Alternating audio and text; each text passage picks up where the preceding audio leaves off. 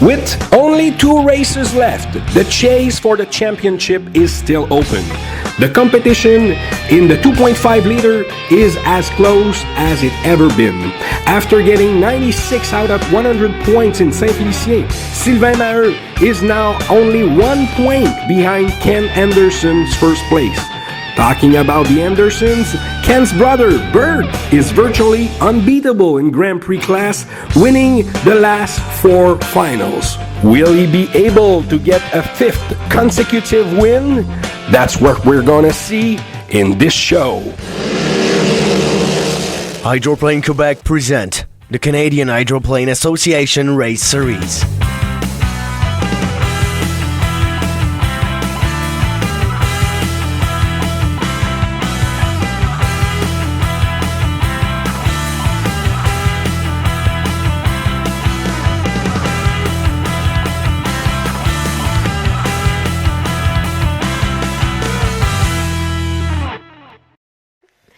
Hi everyone and welcome to the second annual Thunder on Webster Lake. This protected body of water located in Webster can almost guarantee high speeds, which we'll see in both S and GP classes today. For more on these classes, we turn to our expert Ben Lemay. Hi Jess. In Saint-Félicien, in the S class, Sylvain Maheu took his first victory in the final. Just in front of Ken Anderson, who saw his championship points lead melt to 1 point, with Mathieu Lemelin following with 12 points. In the Grand Prix class, great performance by Bert Anderson with almost a perfect weekend of 96 points out of 100. Another great performer was Ken Brody, who took out 88 points. Now Bert took a serious lead in front of Marc Tourette in the championship, and Patrick Howard is pushing on Marc Tourette on the championship with only 3 points behind. Thank you, Ben.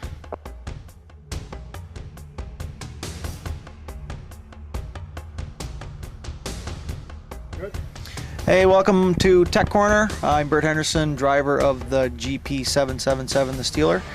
Here to show you a little bit of what it's like inside the cockpit of the boat. Show you what I do and what I have to do when I get this thing going. Okay, here's what we'd be doing when we're running the boat, getting ready to start. The 5-minute gun fires.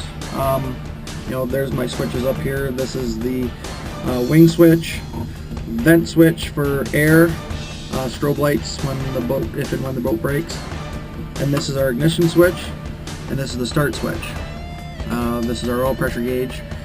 So when 5-minute gun goes, turn my wing switch on, push the gas, push the start button for a few seconds, and then ignite with the ignition switch. And we also have here, this is my steering wheel. This here is the push button for the actuator that controls the wing, which moves the wing that's up front here, up and down to control air over or under the boat. This is the push to talk switch with my radio guy. There's my tachometer. Mirrors so I can see anybody that's on either side of me. And of course my steering wheel. This is the top hatch up here. And then I have an escape hatch between my legs. If ever the boat's upside down and I need to be extracted from the escape hatch. So basically that's it from inside the cockpit. So hope you all enjoy. Please join us after these messages for the first round of qualifications. These web series brought to you by Wolf Engines, the Saint-Félicien Regatta in collaboration with ProNet Régent Côté and Midas Restaurant, Anderson Hydroplane, Shane Custom Metal Fabricator, Passion VR, Caravan Vaillancourt, and EMS Environmental Manufacturing Solution, the Construction Labrec et Poirier, and Hedge Tools and Machine. This is an HydroplaneQuebec.com presentation in collaboration with the Regatta of Valley Field. In Webster, 22 teams register this weekend in the 2.5 class. We also have a new player who could make a big difference in the championship. Mike Monahan, driving the S9, the Rewinder, for Greg Barker, joined the ACHA fleet as he has every intention to win. And that's exactly what he did in the second heat. But the best driver on the first day of the competition were Brendan Kennedy and the local favorite Douglas Rapp in Mike's Grendel bad influence. Both driver got 2 heat win. In Douglas Rapp case, he dominated his opponent, nailing the starts and leading wire to wire. For Kennedy, he had to work extremely hard in the second heat. Starting from the outside, he came from behind to pass Tom Villauer, who showed a lot of speed this weekend. It will be very exciting to see them race together in the upcoming heats. Now let's talk about the favorites, as it was a tough day for our leaders. Kent Anderson did okay with the second and a third, and a difficult day for Lemelin, who received a third and fourth place finish. Saturday in Webster was a disaster for Sylvain Maheu.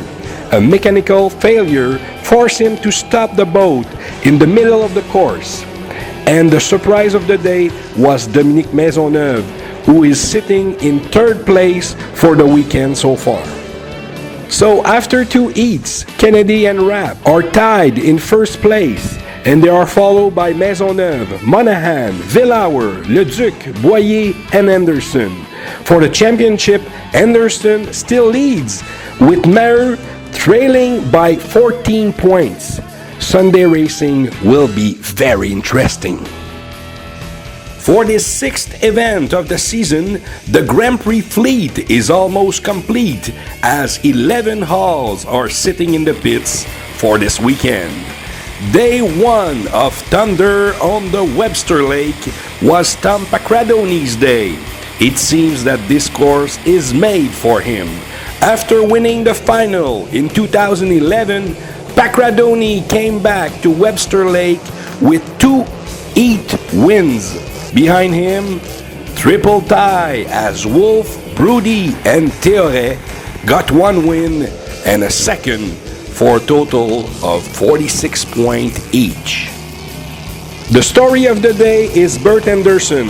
After dominating the last 3 events, Anderson had a very bad day with steering issues. In the first heat, Anderson spun the boat out on the first turn as he was leading. This would have turned to disaster, but all trailing boats avoid the collision. In the second heat, the GP 777 had the same steering issues, and Anderson has to slow down and take the 4th place, which places him in the 10th position for the weekend. The expression, the misfortune of one is the happiness of the other, applies to Marc Théoret. In only 1 day, Anderson led on Théoret went from 55 points to a mere 24. Marc Lecomte, replacing Norm Shannon in GP 104, also did a great job, getting a heat win and a 3rd place finish.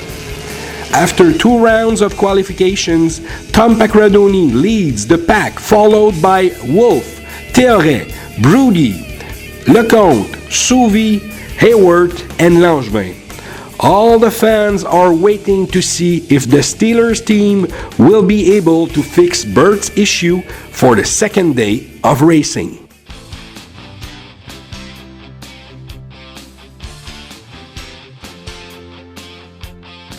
The other sports that I like is actually American football. I love American football, as well as any other racing sport that I could watch on TV as well. I practice sitting on the couch and watching everyone else enjoy themselves. It is a good time. When the race season is over, I actually like to relax. Because I'm around racing so much through my job as well as the racing season, I just like to take time and sit back and enjoy my family and relax as much as I can. I like all types of music, especially old Motown music from the 60s and 70s. Very soulful and very fun, as well as the ladies seem to like it as well. My daughter is getting there. She is only 8 years old right now, and she likes playing sports, but likes being an 8-year-old kid who likes to just have fun with a lot of her friends. She likes what Dad does, and hopefully someday she might like to get into it. There is a lot of avenues that I would love to her to get in, whether it be hydroplane racing or drag racing or anything, but ultimately it's whatever she wants to do in terms of a sport, I will support her in it no matter what. My friends describe me as handsome, tall, good-looking, smart, great teeth, and a lot of fun with a lot of big sense of humor as well. I don't think a lot of people think what I would do would be surprising is that I'm actually a college professor on the side. I teach in the university and I teach many engineering courses for a lot of kids that come in. And it's something I do on the side and it's a lot of fun. What frightens me the most? Ken Brody's hair. Mark Theoret calling on the phone, telling me something's wrong. Mike Monahan saying he's a better driver than I am. What else? Actually, what frightens me is when things don't perform well. When my engines don't work, if they fail, I get upset, and that frightens me. I want everything to work like it's supposed to. And Mark to not call me. Thank you. After the break, it's day 2 of Thunder on Webster Lake.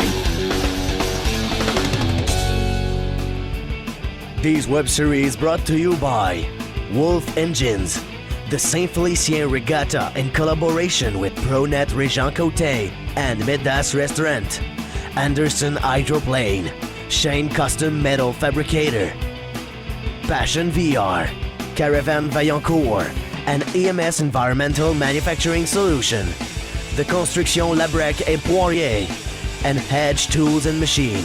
This is an HydroplaneQuebec.com presentation in collaboration with the Regatta of Valleyfield. In all motorsports, even the best teams are subject to mechanical failure. This is exactly what happened to Brendan Kennedy in E3A. Before the start, the shameless say what stopped in the middle of the course, and it was the end of his weekend. This misfortune turned into advantage for Mathieu Lemelin, who took a very important heat win. In that heat, Lemelin dominated his opponent, finishing second, Tom Villauer, followed by Sébastien Leduc. After seeing Sylvain Maheu pull the boat into the infield before the start of Heat 3B, we saw Doug Rapp having by far the best start and left all the other drivers fighting behind him. Rapp got the third heat win in a row. Behind him, Marco Poirier and Donald Leduc battled hard for the second place. In the end, Leduc took the second and Poirier the third. At first sight, Heat 3C was supposed to be a battle between Rob Stevenson and Kent Anderson. Big surprise as Dominique Maisonneuve took the start and led wire to wire, keeping the two favorites behind him. After having a lot of issues on Saturday, Stevenson came back strong with a much-needed second place. It's been a tough weekend for Anderson as he received another third-place finish. If Kent wants to make the final, he will have to win the consolation heat. In Heat 3D, we saw a very spectacular show on the water. 3 boats came off turn 1 side by side. We then saw a deck-to-deck race between Lecomte and Rousse. After the heat, we learned that Rousse got 2 penalties and was disqualified. So Lecomte wins, followed by Monahan and Tom Diabo. In the first consolation heat, Anderson took the checkered flag, defeating drivers such as Lecomte, Stevenson, Nicolas Rousse, and Maheu in one of the strongest consolation ever. In the second consolation, after racing hard with Steve Armstrong, Marco Poirier took advantage of being in lane 1 to get his spot in the final. So the finalists in order of lanes are Rapp, Maisonneuve, Monahan, Villauer, Leduc, Lemelin, Poirier, and Anderson. In Grand Prix, Bert Anderson absolutely had to win E3A to keep a slim chance of making the final. 3 boats wide coming off turn 1, but Anderson was too fast for his competition and easily won the heat. He was followed by Hayward and Pacradoni. Even though he won the heat, Anderson will have to wait for the other heats to know if he will be in the final. Now, let's have a look at Heat 3B. So it's E3B Grand Prix. Marc Théoret, Ghislain Marcoux, Marty Wolf, Brendan Kennedy. 4 boats for your pleasure in this qualification. Let's see the start. 4 boats on the front line. Everybody is full power. Ghislain Marcoux taking a small lead on the starts. Looks like he's got a good start. Marc Théoret on the second lane. And Brendan Kennedy side by side with everyone. The tough race on the first corner. And we have Marty Wolf, who's really fast this year. He's a changed pilot since he went to the World Championships in New Zealand last year. Yes, we remember he had an accident in Lone Sioux and he went for battle the World Championship in New Zealand. He came back with a very good spirit and to race hard in the Grand Prix. Our leader, Ghislain Marcoux, let's just hope this engine will stay together. We know since the beginning of the season that team is having a lot of problem adjusting to the hydroplane world. So Marcoux has a good lead in front of Marc Théoret, the GP 4-4-4 as we say in Quebec. Le Grand Prix Valleyfield, Marc Théoret second place, Marty Wolf third, and Brendan Kennedy is fourth in the Shameless. Yeah, great race, great race. Let's see if Marc can catch up on it with his friend. Oh, and Marty Wolf just appears side by side with Marc Théoret. We're going to have a great battle between 2 boats for the second place. Oh! Ghislain Marcoux, his engine died on him. It's too bad. He was really battling great in this qualification. And the new battle is between Marty Wolf in the Renegade 93 and Marc Théoret in the GP 4-4-4 Grand Prix de Valleyfield, the first place right now. Great race between Marc and Marty, but it's just too bad for Ghislain and his team. They are working so hard to find the problem, to fix everything. They'll be a very competitive team once they find out all the jitters in their boat. Marty Wolf still behind Marc Théoret. Still 1 lap to go. He still has some chance to win. So third lap of a fourth lap race, and it's the last lap, and whoa, Marc Théoret doesn't want to get close by Marty Wolf, the Grand Prix Valleyfield, looking for a win in Heat 3B. Oh, Marty Wolf is right in the rooster tail of Marc Théoret. He can't let go, Last turn, last chance for Marty Wolf. He's right there. Let's see what's going to happen there. Oh, Marty and Marc side by. Oh, Marty's going wide there. He's too wide to win. So the checkered flag for Marc Théoret, Grand Prix Valleyfield, GP 4-4-4, winning. Oh! And then he was really close. He was pretty close there, and Marc just closed the gap for the championship with Bert Anderson for the championship in the ACHA Grand Prix class. While we see the Shameless, the 25, Brendan Kennedy, who's driving in almost every class this weekend. Yeah, Brendan, we could call him the every-purpose driver. He drives in every classes. Very young driver, top driver. He's got a lot of championship for his age. Very good driver to have on the ACHA circuit. So Grand Prix Valleyfield, Marc Théoret, 4-4-4, Renegade, Marty Wolf, the 93, and the Shameless 25. With a win in E3C, Ken Brody Jr. would be getting lane 2 in the final, which would guarantee him a great chance of winning. After nailing the starts, Brody led from start to finish, getting the Heat win. There was a great race between Eric Langevin and rookie driver Joe Suvi. It was very nice to see Eric pushing hard on the course. We can clearly see that the long shot team is back on the track, and we will have to watch him for the next event in Beauharnois. Final order, Brody, Langevin, and Suvi. Tough luck for GP79, bad influence. A mechanical problem forced them to withdraw from the final, which leave the last available spot to Bert Anderson, who was 9th after the qualifying heats. So, the order of line in the finals is Théoret first, Brody second, followed by Pacradoni, Wolf, and Lecomte. On the second row, we will see Langevin, Hayward, and Bert Anderson. Now, let's go to the final. So, it's a 2.5 liters final here in Webster. And Dominique Maisonneuve is in lane number 2. It's a guy, it's a driver that said, oh, look, Mathieu Lemley, just rode Marco Poirier's rooster tail. Yeah, about Dominique Maisonneuve, he's improved a lot this year. Second lane, well-deserved. Let's see the great start here by everyone. And especially Kent Anderson in lane number 8, so he qualified by the back door, winning the consolation. Look at him, the bank on it in the lane number 8. But the fight's gonna be between Douglas Rapp, Bad Influence number 79, and the Rewinder, Mike Monahan. Oh, great start by Douglas Rapp in front of his crowd. Second place is Marco Poirier, and the newcomer, Mike Monahan in Greg Barker's Rewinder. It's his first weekend in the ACHA series. He's performing very well. Very experienced driver with Marco Poirier. Great battle probably till the end. And he's a newcomer for the last 30 years, I guess.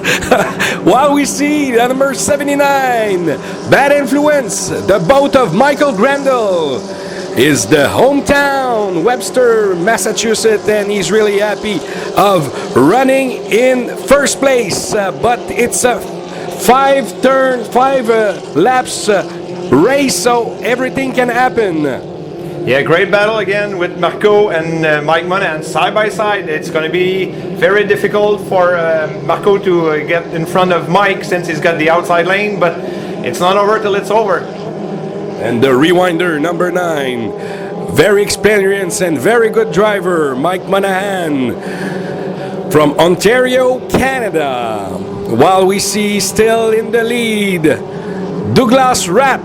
New color this year, it's a beautiful boat. Yeah, their sponsor, EMS, is sponsoring the 2.5 boat and the Grand Prix boat. Nice paint scheme. Oh, we can see here Donald Leduc, that's been improving too this year. He's running for 4th place here, he's battling, so great race. That's the most competitive class we have, the 2.5. Any weekend we have different winners. It's a very tough call. The championship is so tight between the 1st and the 5th place. It's the best class to watch since all 24 boats are on top of the line. More than 20 boats every weekend. Only 8 make the final, and 1 by the back door by winning the consolation. Wow. Depending on how many boats, there can be 2 consolation. But right now, look at the fight between Monahan, number 9, the Rewinder, and the Zebra, Marco Poirier, who's driving in 2 class this weekend, Hydro 350 and 2.5 liter.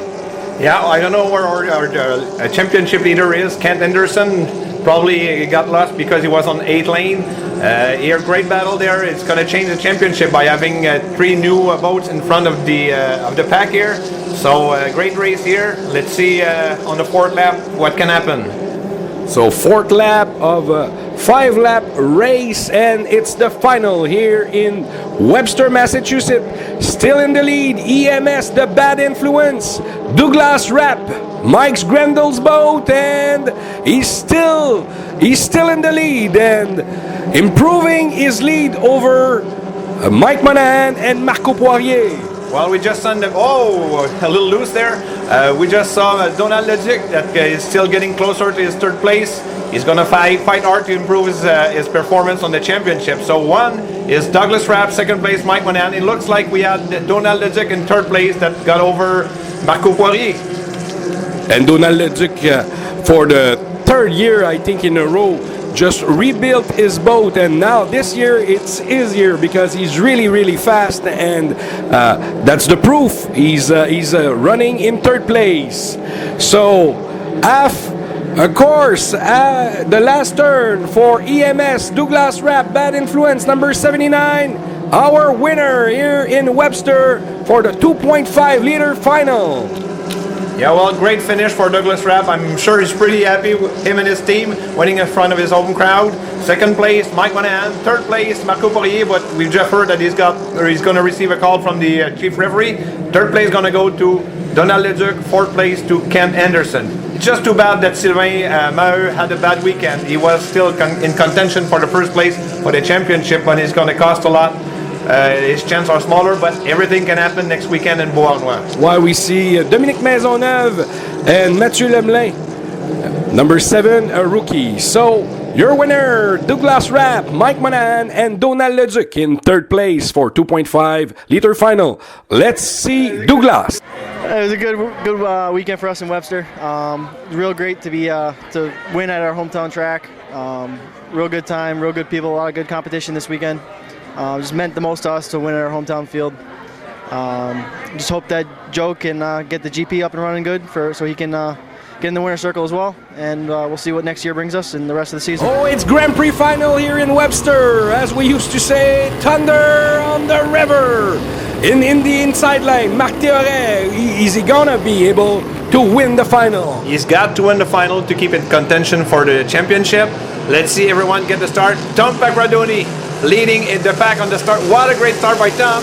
Let's remember, he won here last year. Let's see if he can repeat the exploit. So it's Pagradoni, Rolling Thunder, number 88 in the front of the pack.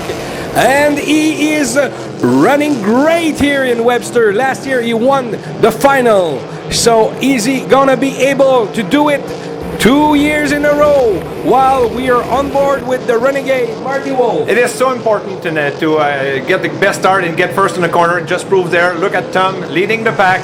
Marty Wolf is going to do his best to try to catch up with him, and let's see who's in the second place. It's Ken Brody that's in second place inside, and Marc Lecomte fighting him on the outside. Lecomte in Pièce d'Auto Valleyfield start in 5th lane, but is really fast. He might be able to end up on the podium, and right now it's raining and we know it's slippery when wet. Oh, well, of course, in boat racing it doesn't really matter. It might change the visibility of the drivers, but a little rain like that won't change.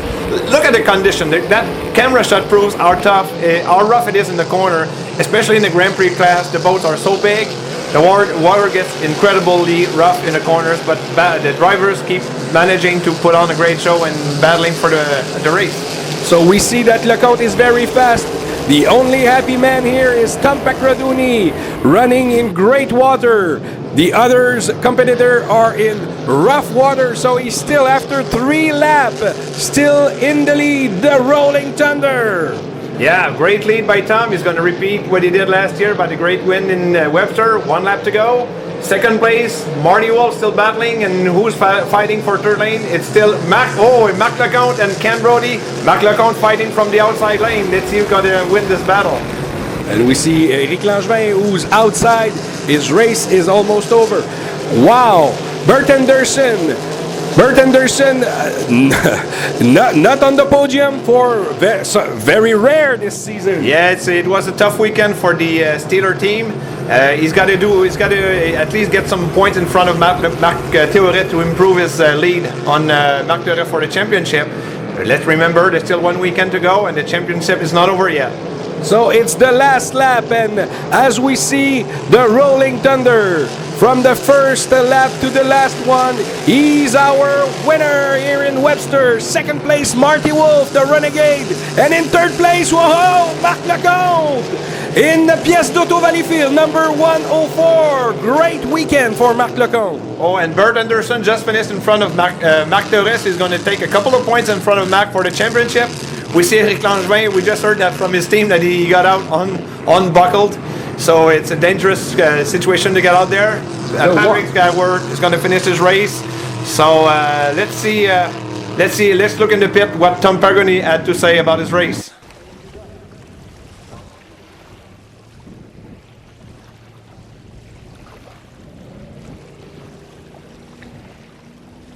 So 2 wins in a row in Webster. How does it feel? It's nice. I like America. It's good that a Canadian boat won in the United States, isn't it? I want to thank Claude Bergeron building the boat and Paul Pigeon helping me set it up and getting it running like it is. And my great crew. You know, we were Crew of the Year a couple years ago, and we do have the best crew. Good. Congratulations. Thank you very much. The 6th round of the ACHA series is now history. With only 1 even left, it is still anyone's race. Ken Anderson and Mathieu Lemelin are now 4 points apart, and the championship will probably be decided at the very last heat of the season. With his perfect weekend, Doug Rapp went from 11th place to 4th in the standings. In the Grand Prix class, it was a tough weekend for the Steeler team, and they saw their lead drop to 27 points over Cleoret. Great battle for 3rd place as Ken Brody Jr. and Patrick Howard are only 5 points apart. That's it for Thunder on Webster Lake. Come back with us next week as we will be in Beauharnois for the last race of the season.